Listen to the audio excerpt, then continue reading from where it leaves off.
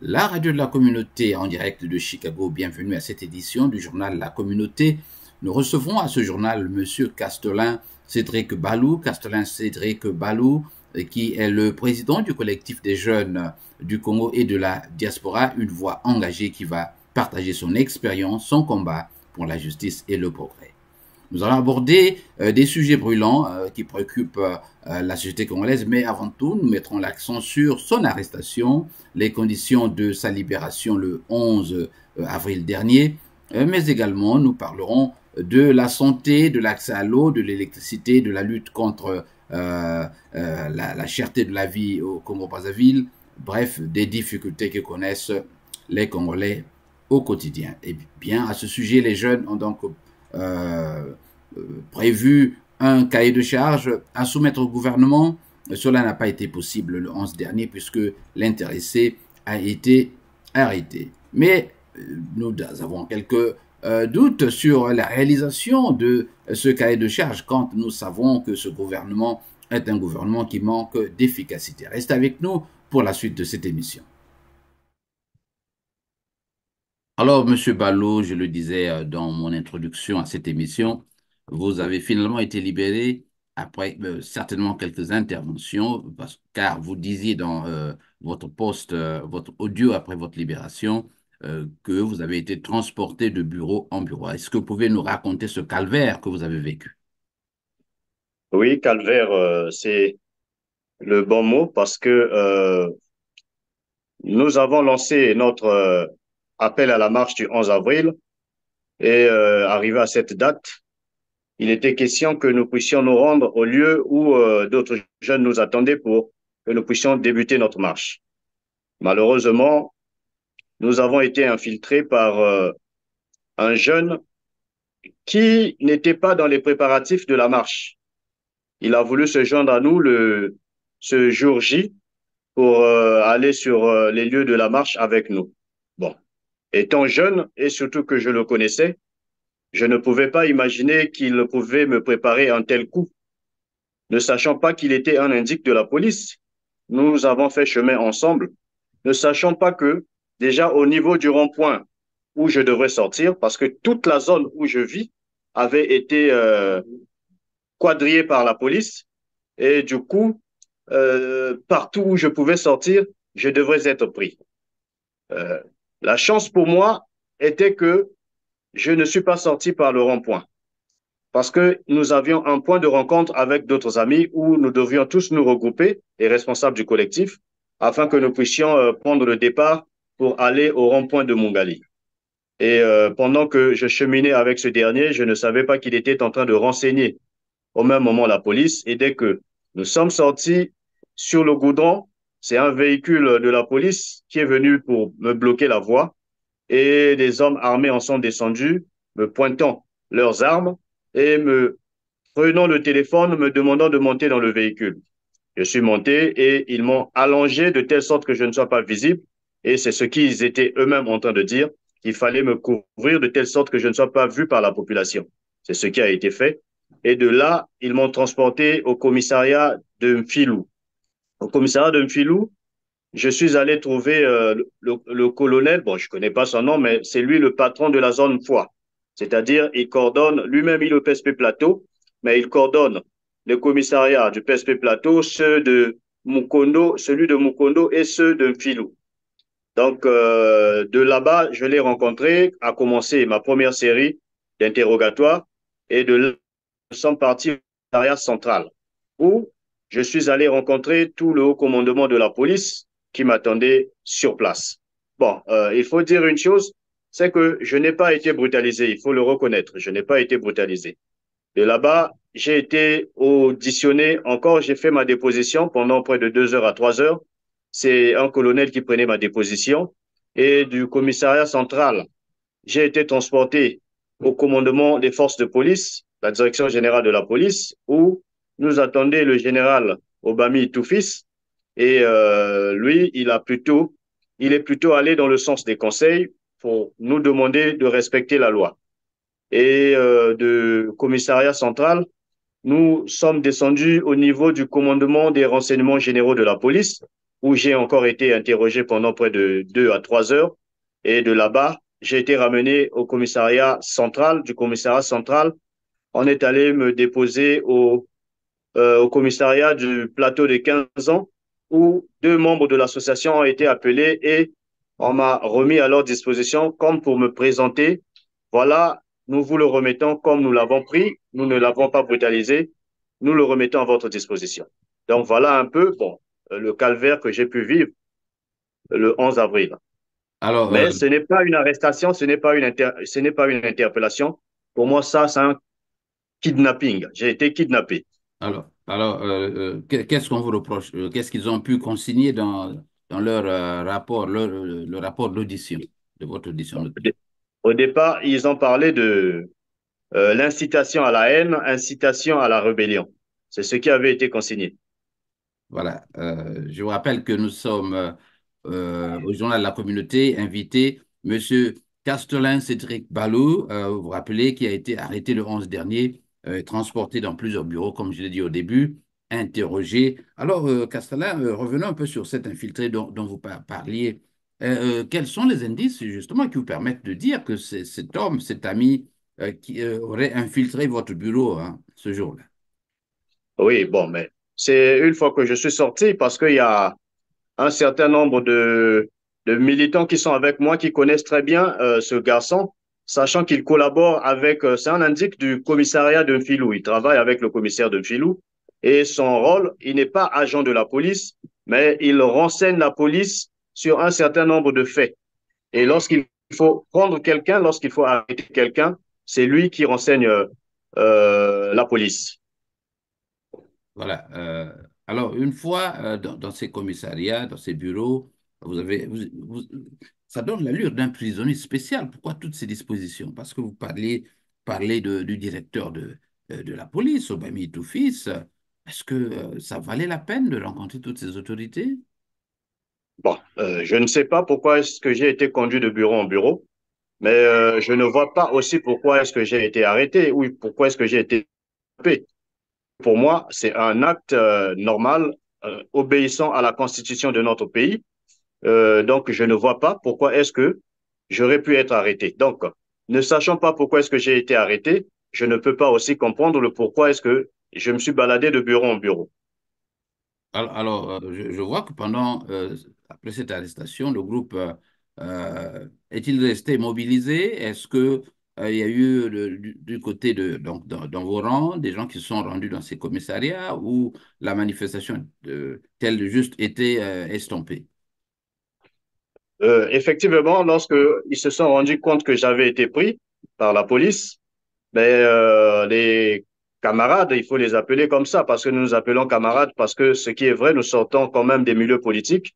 Les camarades ne se sont pas arrêtés, ils sont restés mobilisés, mais un groupe s'est rendu de commissariat en commissariat pour essayer de localiser exactement où j'avais été placé même. Malheureusement, pour tous ceux qui pouvaient venir au central, on leur disait clairement que je n'étais pas là. Du coup, ma localisation a été très difficile. Ce n'est qu'en dernier lieu, lorsque on est allé me déposer au commissariat du PSP, au commissariat de Plateau, c'est là qu'ils ont fini par savoir où j'étais parce que c'est moi-même qui les ai appelés pour qu'ils puissent venir pour me récupérer.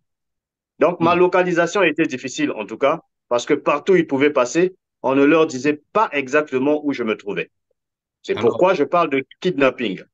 vous avez reçu les conseils de Monsieur Obami Etoufis. Est-ce que vous pouvez revenir là-dessus? Oui, mais exactement, il n'y a rien à cacher. Il nous a clairement signifié que si la police est dehors, c'est simplement parce que nous avons reçu le refus de la préfecture. Et eux, assurant la protection des personnes et des biens publics, ne pouvaient donc pas, à partir de ce refus, nous laisser tenir notre marche. Et ils nous auraient exhortés à respecter la loi, de telle sorte que lorsque nous avons un refus, nous pouvons redéposer une deuxième fois le même document pour demander encore une autorisation ou utiliser les voies de recours. Donc, Donc voilà un peu, c'est dans ce sens qu'il était allé. la raison du refus, c'est que votre manifestation euh, troublait l'ordre public, c'est cela? J'ai le document Voilà, vous du pouvez me refus lire. de la préfecture. Oui. Oui, il est là. Je vais le lire. Euh, Objet, accusé de réception. Monsieur le Président, plus bonne réception de votre lettre reçue en date du 22 mars 2024, parce que nous les avons écrits depuis le 22 mars 2024, mais ils nous ont reçus que le 9 avril, à 2 jours, à 48 heures de la marche. Donc, par laquelle vous avez sollicité l'autorisation de la tenue d'une marche dite de la rupture, ce 11 avril 2024 à partir de 9 heures. Jugeons cette marche inopportune et non fondée. Donc, ils ont jugé que notre marche était inopportune et non fondée.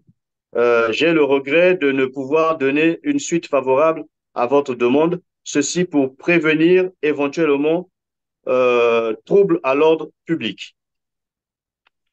Voilà un peu.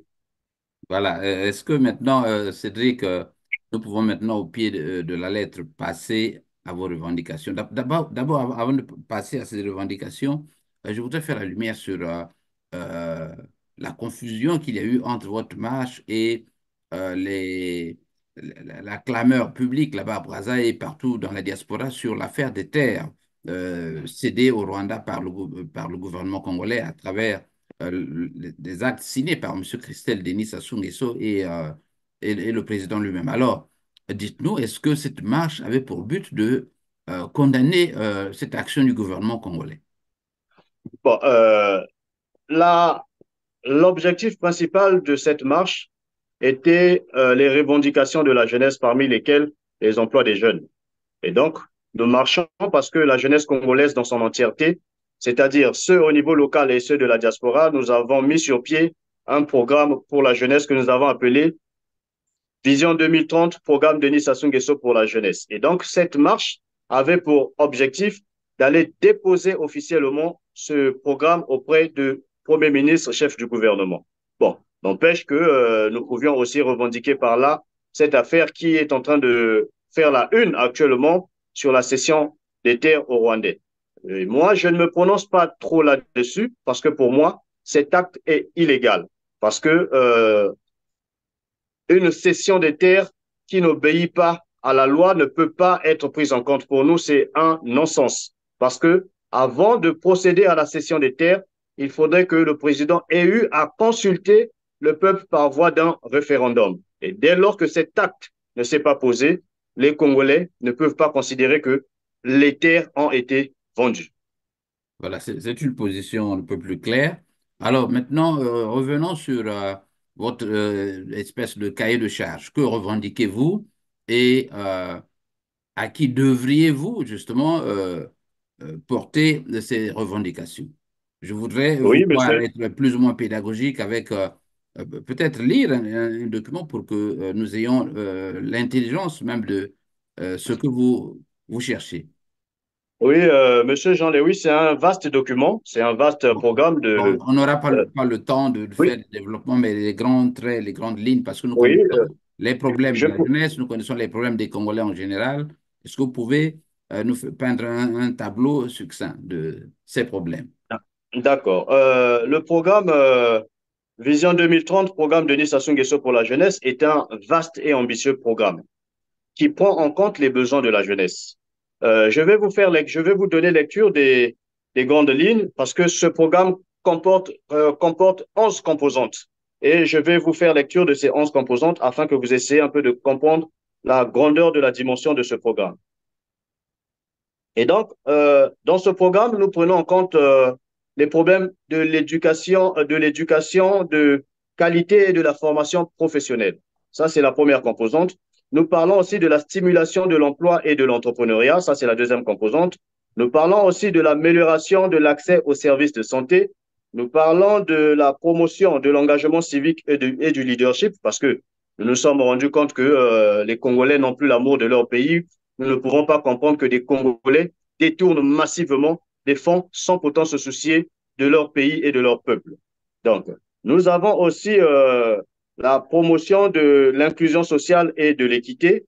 Nous avons l'amélioration des infrastructures et des espaces publics.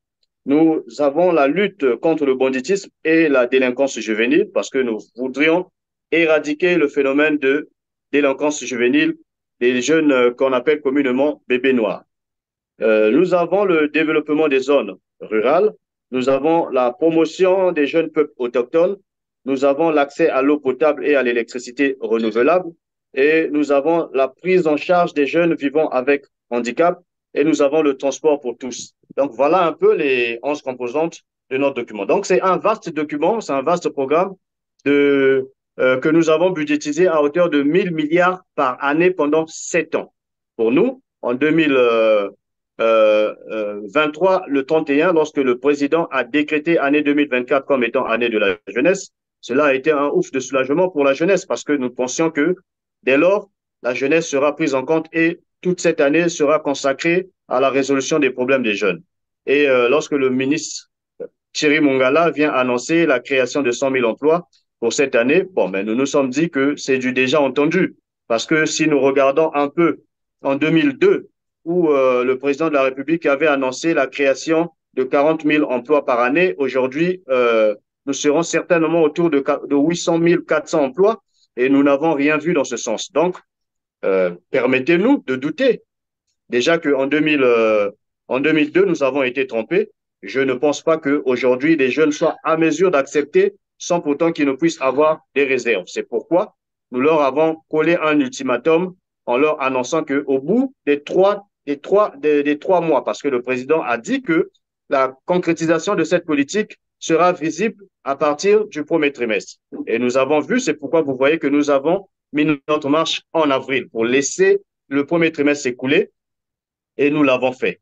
Le, ayant constaté que rien ne se faisait, c'est pourquoi nous avons pris la résolution de pouvoir marcher le 11 avril.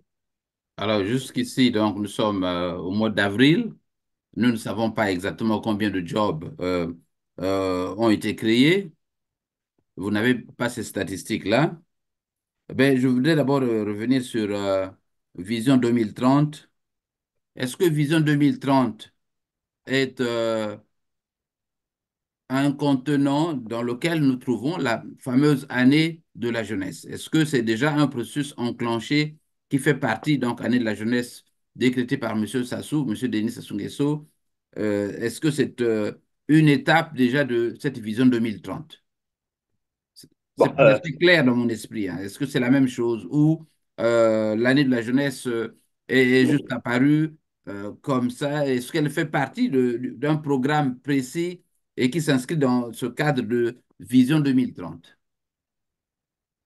lorsque le président décrète 2024 année de la jeunesse et que le gouvernement vienne pour annoncer la création de 100 000 emplois, nous nous attendions à ce qu'il puisse nous présenter le plan de faisabilité. Comment est-ce que ces emplois seront créés? D'où viendront les moyens? Et combien on mettra à la disposition du ministère qui sera en charge de la création d'emplois pour la concrétisation de ces emplois? Nous n'avons rien vu dans ce sens. Du coup, nous avons pensé que le gouvernement n'avait pas un programme pour la création d'emplois. C'est pourquoi nous avons réfléchi, nous avons rapidement élaboré ce programme pour accompagner les dires du président de la République. Lui, il a décrété 2024 comme étant année de la jeunesse. Mais nous, nous avons pensé que en une année, il était impossible qu'on puisse résoudre les problèmes de la jeunesse parce que les problèmes des jeunes sont suffisamment enracinés. Et donc, nous avons pensé qu'il fallait étendre les années de la jeunesse autour de 7 ans et à raison de 1000 milliards par année. Donc, il fallait allouer un budget de 1000 milliards par année, ce qui fera 7 ans et donc 7000 milliards.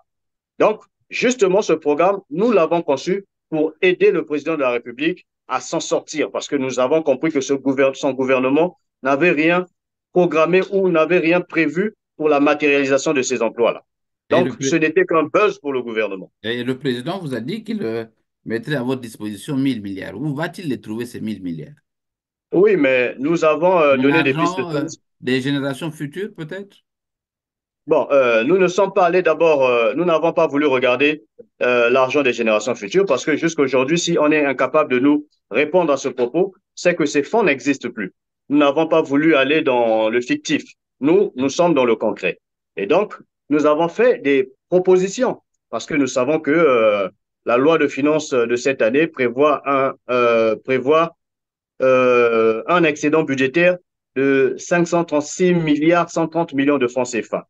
Et nous avons pensé qu'avec ces 536 milliards 130 millions de francs CFA, on pouvait commencer à financer notre programme. Et à partir de l'année prochaine, le gouvernement prévoira les 1000 milliards qui pourront continuer avec, avec la continuité du programme Denis Sassou Nguesso pour la jeunesse.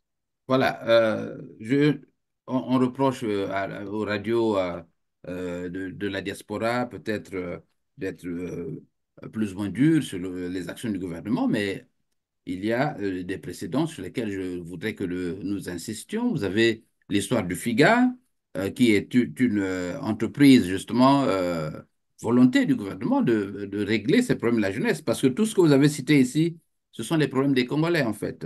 Vous parlez de la santé, vous parlez du vol, j'ai ajouté pour vous la justice également, le banditisme, l'eau, l'électricité. Tous ces problèmes n'ont jamais été résolus en 40 ans. Est-ce que pourquoi ils n'ont pas été résolus en 40 ans? Vous avez M. Denis Sassou Nguesso, le président qui est là-bas, s'est entouré d'une équipe. Est-ce que cette équipe-là, comment vous la trouvez? Est-ce que c'est avec eux que vous allez régler tous ces problèmes? Le premier problème, c'est celui-là. Le deuxième, on dit de M. Denis Sassou Nguesso lui-même que c'est un octogénaire. Est-ce que vous pensez qu'il est maintenant sensible aux problèmes de la jeunesse qu'il l'aura été avant? Alors, est-ce que vous avez d'abord réglé le problème de l'homme? Allez-vous créer une structure spéciale qui regarde de très près l'exécution de ces problèmes? Revendiquez-vous un poste de ministre de la jeunesse, car celui qui est là, on dit de lui qu'il n'est pas, il n'est pas du tout jeune. Comment allez-vous forcer la main de Denis Sassou Nguesso pour Bon, décaisser les 1 000 milliards dont vous parlez? bon déjà, nous ne revendiquons pas un poste. Nous pensons que nous sommes des Congolais qui se sont regroupés, qui ont le souci de voir leur pays aller de l'avant. Et lorsque nous regardons un peu notre pays, nous voyons que notre pays est en train de végéter, nous faisant du surplace pendant que d'autres pays sont en train d'avancer. Octogénaire, oui, mais je ne pense pas que cela soit le problème. Parce que lorsque nous voyons, vous êtes aux États-Unis, le président qui vous dirige là-bas, je pense qu'il doit être autour de ses âges, mais il pense à la jeunesse. Et donc, pour éviter toutes les bavures que nous avions pu avoir avec le FIGA, nous avons proposé dans notre programme que ce programme soit sous tutelle du président de la République. Parce que nous savons que si c'est mis à la disposition d'un ministre, il s'agit quand même de 1 000 milliards. Si ce n'est pas un ministre qui a la volonté manifeste de pouvoir travailler, nous nous retrouverons encore avec le cas du FIGA où l'argent va se volatiliser. C'est pourquoi nous avons voulu que le programme Denis Sassou Nguesso pour la jeunesse soit piloté directement par le président de la République. Et vous pensez que ça va vous mettre à l'abri justement de détournements? Parce que, mon cher Cédric, soyons sérieux, tous les détournements que nous déplorons à Brazzaville le sont sous les yeux de M. Denis Sassou Nguesso. Qu'en dites-vous? Oui, Ben, c'est ce que la, certains ont été arrêtés, sont en prison, d'autres courent les rues, hein, alors, allez-vous me dire que la présidence devient le modèle? Est-ce que c'est, vous croyez que cette disposition-là, parce que le problème, c'est de faire en sorte que vous preniez possession justement de ce budget, hein, que vous soyez vous-même des acteurs, notamment en, en forçant la main, comme je l'ai dit, de M. Denis Sassou Nguesso, par exemple, en sollicitant la nomination d'une autorité qui travaillerait directement avec ces milieux de la présidence. Parce que si vous regardez la chose de loin, vous demandez à Denis Sassou Nguesso de vous exécuter ce cahier de charge, mais il sera peut-être lettre morte. Qu'est-ce qui vous rassure que les problèmes qui n'ont jamais été résolus, parce que ces problèmes que vous citez ne sont pas seulement les problèmes de la jeunesse, mais ce sont les problèmes quotidiens des Congolais, la santé, le banditisme, la justice, l'eau, l'électricité. Alors, vous pensez que les jeunes en 2030 auront résolu tous ces problèmes? bon, nous ne disons pas que nous serons à l'écart Oui, de la matérialisation de ce programme, oui. mais nous voudrions qu'il soit piloté par le président de la jeunesse et nous voudrions que les jeunes fassent partie du pilotage de la matérialisation de ce programme. De quelle Bon, mais manière? vous voyez, Dites-moi concrètement comment allez-vous vous impliquer dans le système? nous avons mis en place un organigramme. Nous pourrons vous envoyer cet organigramme afin que vous puissiez comprendre un peu comment est-ce que cela pourra se faire. Mais j'aimerais un peu revenir sur ce que vous Est-ce avez qu'on dit va quand vous dites, avoir une idée de ce que sera cet organigramme? Parce que peut-être que ceux qui vont suivre la vidéo reviendront plus sur notre YouTube, chaîne YouTube pour suivre ça. Est-ce que vous pouvez schématiser ça pour dire Au-dessus, vous avez Denis Sassou Nguesso et en dessus, peut-être un jeune. Parce que nous avons là-bas Oui. des têtes immuables, mon cher Cédric. Soyons sérieux, vous avez des gens immuables qui ne bougent jamais et qui sont intouchables. Et donc, Ben, alors, comment ça va se passer, ces structures-là? voilà, nous avons voulu qu'au sommet soit le président de la République. Oui. Bon, comme lui, avec ses occupations, ne pourra pas être là, nous avons demandé à ce qu'il puisse, il puisse confier le pilotage de ce programme à son directeur de cabinet, qui est Monsieur Florent Tiba. Et puis, en même moment, il y aura un représentant des ministères. Il peut sortir de la primature, mais je pense qu'il sortira du ministère de la Jeunesse. Et puis, dans les différents départements, nous aurons des structures que nous aurons à mettre en place. Et ce sont ces structures-là, parce que dans ce programme, nous n'avons pas voulu que nous puissions développer département par département. Mais euh, nous avons voulu un développement intégral, c'est-à-dire les 12 départements. Mais dans le pilotage, nous avons ajouté un 13e département qui est celui de la diaspora, parce que nous pensons que la diaspora a toujours été mise de côté dans la résolution des problèmes. Et donc, dans chaque département, il y aura des représentants qui sont des jeunes, notamment nous et un certain nombre de jeunes qui seront là pour piloter ce programme. Alors, j'aimerais un peu revenir sur ce que vous avez dit. Vous voyez, aujourd'hui, il y a des réactions un peu partout où les jeunes sont en train de condamner de plus belle le président de la République. Parce qu'aujourd'hui, nous avons comme l'impression qu'il y a un certain nombre de personnes qui sont immuables, comme vous venez de le dire, mais pourtant qui ne sont pas efficaces, alors que nous avons besoin des ministres efficaces. Bon, vous voyez qu'aujourd'hui, la jeunesse commence à revendiquer. Aujourd'hui, il y a des manifestations qui sont en gestation simplement parce que nous avons vu que le président ne prend pas toutes ses responsabilités en sanctionnant ceux qui sont à la hauteur des crimes qui sont en train d'être commis dans notre pays. Parce que nous voudrions que les choses avancent. Je ne pense pas qu'avec cette équipe, l'équipe actuelle, que nous pourrons aller de l'avant. Là, nous sommes très clairs que nous ne pensons pas qu'avec l'équipe actuelle, que nous pourrons aller de l'avant. Le président doit prendre toutes ses responsabilités parce que c'est lui qui rendra compte au terme de son mandat aux Congolais. Et s'il voudrait se repositionner en 2026, c'est à lui de convaincre les Congolais. C'est à lui de convaincre les Congolais. Le gouvernement, ils sont là, c'est lui qui les a positionnés, mais nous ne connaissons pas le gouvernement, c'est lui que nous connaissons, c'est lui que nous avons voté. Voilà, merci. Une fois de plus, je rappelle que j'ai notre ami Castelin Cédric Balou. Cédric, votre jeunesse, la jeunesse dont vous parlez, et qui se bat pour le problème des Congolais, est-ce qu'elle est cette même jeunesse du PCT ou une autre? Car cette jeunesse du PCT a un agenda, a un calendrier, a un programme précis. Alors, dites-nous si vous faites partie, vous êtes des membres du PCT déguisés en collectif des jeunes du Congo et de la diaspora. Bon, ce qui est vrai, nous sortons de cette école parce que au début, nous ne savions pas où partir. Hein. Nous avons pensé que nous avons été embarqués par enthousiasme. Euh, nous avons vu les gens militer au niveau du Parti congolais du travail. Nous avions vu l'ambiance qui régnait et nous nous sommes embarqués aussi très jeunes dans le Parti congolais du travail. Mais aujourd'hui, depuis 2023, nous avons démissionné du Parti congolais du travail. Je vois, il y a un certain nombre de personnes qui me reprochent mon passé avec le Parti congolais du travail, Absolument. mais oui, mais je ne vois pas pourquoi est-ce qu'on va me reprocher. Il faudrait bien sortir de quelque part. Mais au bout du chemin, vous pouvez vous rendre compte que vous n'avez pas les mêmes objectifs ou vous ne voyez pas les choses de la même manière. Et lorsque nous avons constaté que nos objectifs n'étaient pas les mêmes, nous avons démissionné du Parti congolais du travail. Et aujourd'hui, nous n'agissons pas comme des acteurs politiques, mais simplement comme des acteurs de la société civile. Ah ben, donc, vous n'êtes pas un homme politique, à proprement parler, vous êtes un membre de la société civile.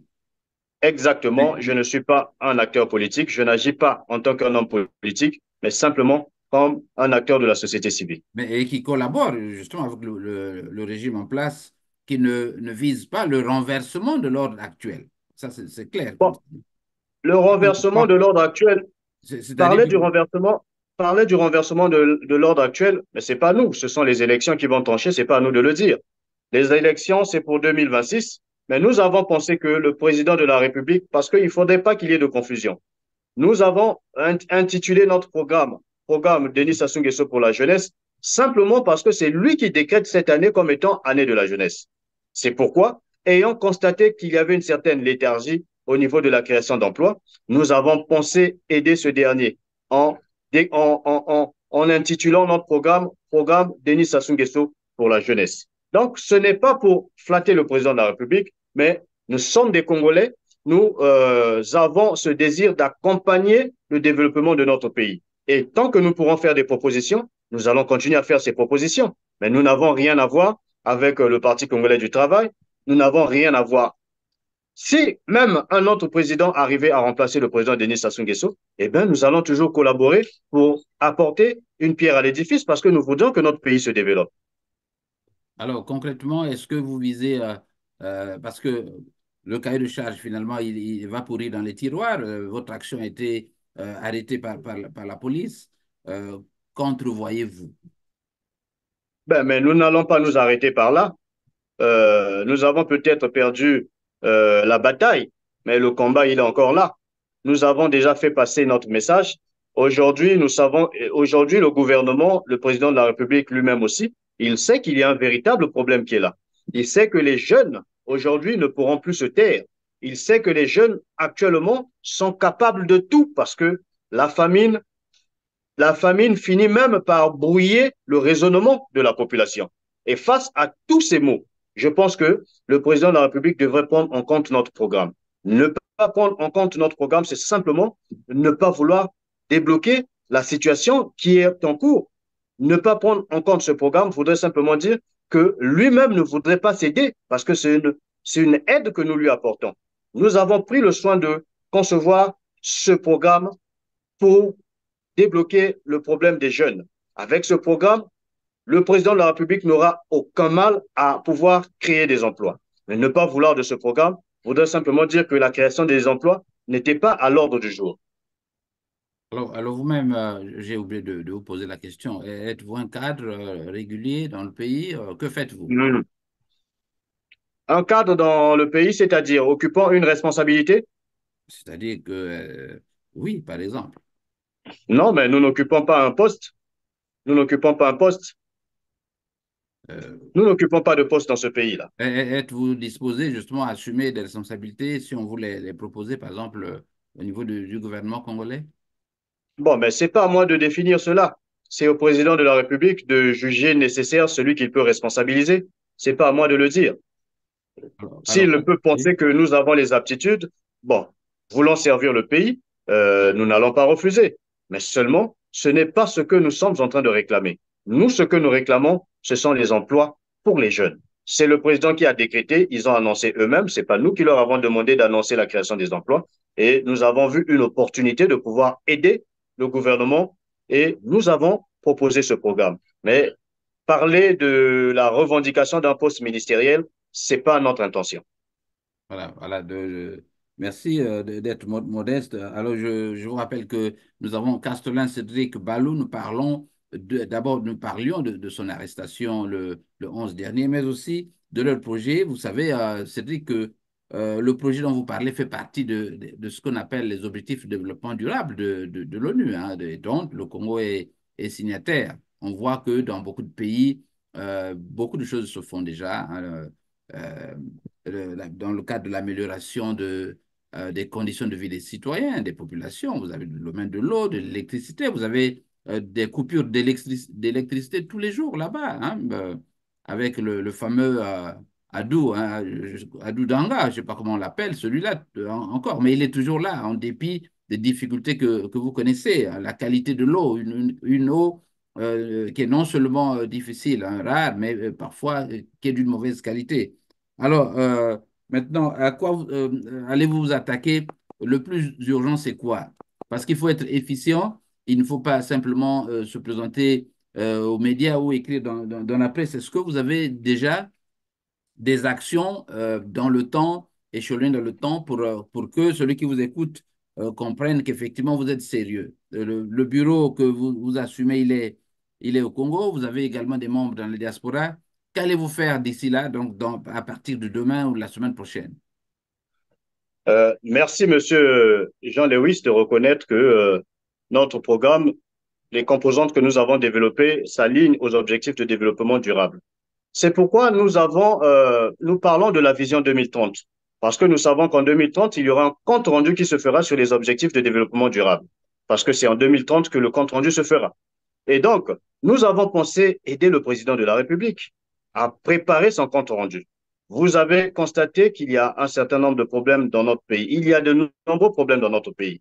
Nous avons des problèmes d'électricité, comme vous venez vous-même de citer. Nous avons des problèmes d'eau, alors que nous avons des cours d'eau partout.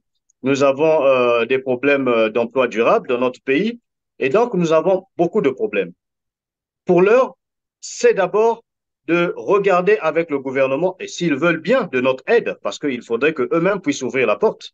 S'ils veulent bien de notre aide, nous sommes prêts à aider le gouvernement. C'est justement pourquoi nous avons présenté ce programme. Donc, nous sommes ouverts à négocier avec le gouvernement. Nous sommes ouverts à apporter notre contribution au gouvernement. Mais pour dire sur ce que nous allons penser faire demain, mais nous n'allons pas croiser les bras.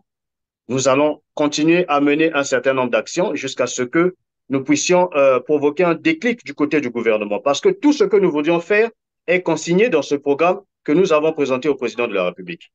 Donc, ce programme renferme justement les actions que nous voudrions mener. Voilà, nous allons bientôt refermer ce journal.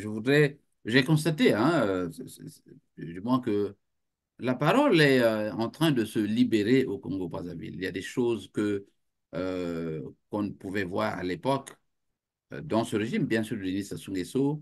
La peur est en train de changer peut-être de camp. À quoi ceci est dû? Bon, nous dirons peut-être que aujourd'hui, avec la présence des réseaux sociaux, ça a joué de beaucoup. Aujourd'hui, une action qui peut se produire à midi pile, à midi une minute, c'est déjà rendu public. Nous pensons que ça a joué de beaucoup. Mais aussi, nous avons une constitution qui est là, qui libéralise justement la parole en son article 25. Bah, seulement, nous avons été surpris nous-mêmes que cette constitution n'ait pas été appliquée lorsque nous avons demandé à nous exprimer à travers cette marche. Donc, nous pensons que les réseaux sociaux jouent peut-être de beaucoup euh, euh, avec ce que vous venez d'évoquer là, donc la libéralisation de la parole. Hier, Mais la oui, parole n'était pas aussi libérée simplement parce que tout était contenu. Vous voyez, Télé Congo ne montre généralement que ce qui est favorable au gouvernement. oui. Donc, nous ne voyons pas Télé Congo montrer des revendications qui pouvaient se faire à gauche et à droite. Mais aujourd'hui, il y a un outil qui est là, les réseaux sociaux. Donc, on ne peut plus cacher quoi que ce soit dans notre pays. La parole, oui, c'est du bruit, mais l'action peine toujours, hein. Est-ce que Justement, cela a été démontré avec le 11 avril, cela a été démontré en nous interdisant de nous exprimer pacifiquement. Mais lorsqu'il s'agit du Parti congolais du travail ou de la force montante ou du Conseil consultatif de la jeunesse, on donne les autorisations. Et c'est injuste. Nous sommes tous des Congolais. Nous souhaitons à l'avenir que les demandes de marche soient autorisées pour tous les citoyens qui voudront s'exprimer, parce que c'est un moyen d'expression reconnu par notre Constitution. Avant de donner la possibilité de parler à M. Denis Sassou Nguesso, car je vous informe que M. Denis Sassou Nguesso suit mes vidéos, notamment ma chaîne depuis quelques années. Euh, est-ce que vous pouvez rapidement nous parler de ce conseil consultatif de la jeunesse? C'est quoi? Parce que j'ai appris qu'il y a eu des états généraux. Que s'est-il passé là-bas? C'est un groupe d'amis qui s'est retrouvé à produire un document et revendiquer des sous au trésor? Bon, vous avez tout dit lorsque vous dites que c'est un groupe d'amis. Oui, effectivement, c'est un groupe d'amis. C'est les enfants des dignitaires du pays. Et nous attendions à ce qu'un document valable soit produit et soumis au président de la République, parce que le Conseil consultatif de la jeunesse soumet des propositions en ce qui concerne les jeunes au président de la République. Mais seulement, jusque-là, nous constatons que le président tarde même à prendre en compte les revendications ou les propositions qui ont été faites par le Conseil consultatif de la jeunesse. C'est pour dire que c'est un chiffon qui a été présenté au président de la République. Voilà. Alors, je vais donc, Cédric, pour refermer cet entretien, vous donner la possibilité de parler à M. Denis Sassou Nguesso. Je voudrais vous voir utiliser le langage de la vérité. Vous savez qu'il y a beaucoup de problèmes. Denis Sassou Nguesso, vous le considérez, vous espérez qu'il pourra faire quelque chose pour vous, mais il est entouré non seulement de parents, mais de certains cadres qu'on juge peut-être. Là, vous avez des malhonnêtes, vous avez des incompétents, vous avez des compétents, tout s'entremêle. Alors, quel est le message que vous avez adressé à M. Denis Sassou Nguesso en relation avec votre projet? Je vous donne le temps que vous voulez pour le faire et donc vous pouvez commencer. Oui, ce que nous pouvons dire au président de la République, c'est de simplement être beaucoup plus regardant. Il a été élu pour diriger notre pays. Il a été élu parce que les Congolais lui ont fait confiance. Il a été élu pour conduire la destinée de notre pays. Mais les Congolais attendent beaucoup aujourd'hui. Les Congolais souffrent dans tous les sens. Les hôpitaux sont devenus des mouroirs.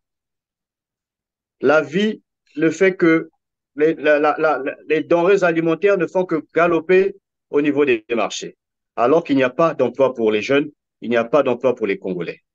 Nous venons simplement nous venons simplement proposer notre aide, et c'est constitutionnel. Tout citoyen peut faire des propositions aux organes de l'État, et c'est ce que nous sommes en train de faire. Nous ne sommes pas ennemis du président de la République. Nous ne sommes pas ennemis des institutions de la République, mais nous voudrions simplement apporter notre aide. Nous serons heureux de constater que le Congo, des emplois sont en train de se débloquer. Nous serons heureux de constater que les hôpitaux sont en train de connaître des réformes parce que nous connaissons qu'il y a beaucoup de décès au niveau des hôpitaux. Nous serons heureux de constater que au niveau du Congo, la délinquance juvénile est en train de reculer parce que nous avons fait des propositions là-dessus. Nous serons heureux de constater qu'au niveau des commissariats, que la population carcérale puisse diminuer et qu'ils soient traités humainement parce qu'ils sont traités de façon inhumaine. Et donc, face à tous ces problèmes, nous apportons notre aide si le président de la République le veut bien, parce que c'est lui qui a le dernier mot. Nous n'allons pas en guerre avec lui.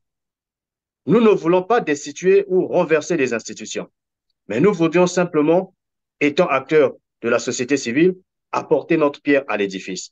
Donc, nous demandons au président de la République d'être beaucoup plus regardant. C'est lui qui rendra compte à la population au terme de son mandat. Ce n'est pas son gouvernement. On ne peut pas, nous demandons au président de la République, nous savons qu'il est Bantou et le Bantou, c'est ce père de famille. Étant Bantou et étant président de la République, il agit comme étant ce père de famille qui ne prend pas les décisions lorsqu'il faut les prendre comme il doit les prendre avec toute la rigueur qu'il faut. Il met d'abord en premier lieu le côté Bantou. Mais nous demandons au président de la République de regarder, d'être très regardant et de commencer à sanctionner. Ce n'est pas nous qui avons parler du verre qui était dans le fruit, c'est le président de la République. Et il devrait donner un sens à sa parole en commençant à sanctionner les antivaleurs. Et ces antivaleurs, aujourd'hui, sont autour de lui, ce sont les membres du gouvernement. Parce que ce sont les membres du gouvernement qui détournent massivement les fonds qui pouvaient aider notre pays à aller de l'avant. Donc, nous demandons au président de la République de regarder les questions du pays avec toute la rigueur qu'il faut. Voilà, merci donc à vous, Monsieur Balou. Vous interveniez, je rappelle, depuis Brazzaville et vous êtes venu dans ce studio virtuel, la radio de la communauté, nous parler de votre projet, le projet du collectif des jeunes du Congo et de la diaspora dont vous êtes le président. Merci.